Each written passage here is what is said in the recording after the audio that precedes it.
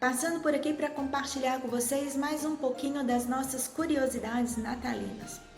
Outro personagem que é muito falado na época de Natal e que gera também grande controvérsia é o tal do Papai Noel, né? Essa versão que a gente conhece do Papai Noel, ela apareceu pela primeira vez num anúncio da Coca-Cola e daí se popularizou para todo mundo. Mas a origem não é esse velhinho que vem pelas casas dando presentes, que é uma figura totalmente do capitalismo, assim, uma figura para vender refrigerante. Ele foi criado nessa condição, mas ele se inspira num personagem real. E esse personagem real, sim, era um cristão. Ele se chamava Nicolau e ele foi canonizado pela Igreja Católica depois da sua morte como santo, mas durante a sua vida ele viveu na cidade de Mira, que onde hoje fica uma outra cidade chamada Denri, na Turquia. E esse moço ele era de família muito rica, mas ele era muito desapegado dos bens materiais e logo ele decidiu viver para Deus. Ele se tornou um sacerdote. Depois ele se tornou, inclusive, um cardeal. E dizem que certa vez ele foi viajar para a Terra Santa, ele foi para Israel. E quando ele pegou um barco para viajar, houve uma grande tempestade. E ele orou a Deus e aquela tempestade se amenizou e houve grande bonança. Por causa disso, na tradição católica, ele acabou sendo relacionado como santo padroeiro dos marinheiros e das pessoas que vivem do mar, né?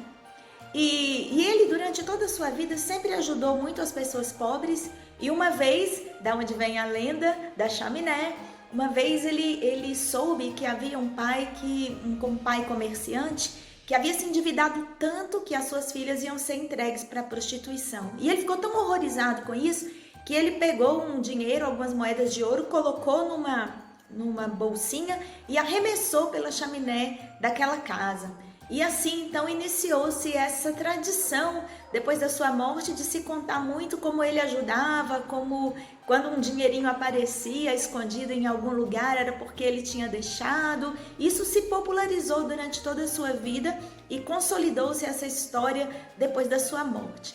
Embora nós, cristãos, protestantes, evangélicos, não creiamos na figura dos santos enquanto intercessores e pessoas que estão lá junto a Deus, por exemplo, fazendo coisas por nós hoje, nós não cremos assim, nós reconhecemos, no entanto, a tradição e reconhecemos a história e a historicidade desses personagens e eles hoje são inspiradores para nós.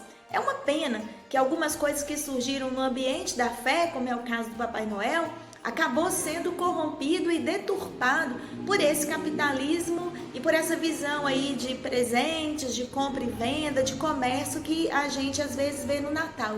Mas é muito legal recuperar, digamos assim, a história desses personagens e saber que atrás dessa coisa deturpada que há hoje, há uma história bonita, há uma história de um servo de Deus que se preocupou autenticamente com a vida de pessoas em situação de carência, que tinha recursos e usava esses recursos em prol do reino de Deus e que usou a sua vida como serviço de amor a Deus e ao próximo. Então, viva o Nicolau e o Papai Noel, a gente...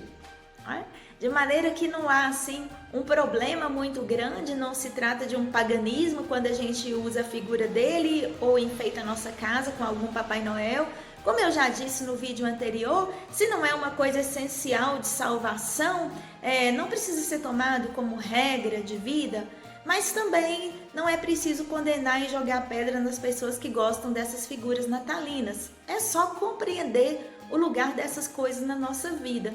Elas estão aí, mas a essência do Natal é a vinda de Jesus Cristo ao mundo para nos salvar e o seu começo de vida humilde e toda a sua entrega. Então, que Deus abençoe você e que essa reflexão te ajude aí a conhecer um pouquinho mais sobre essas tradições de Natal e os entrecruzamentos entre a nossa fé e outros símbolos que estão por aí rodando. Tchau, tchau!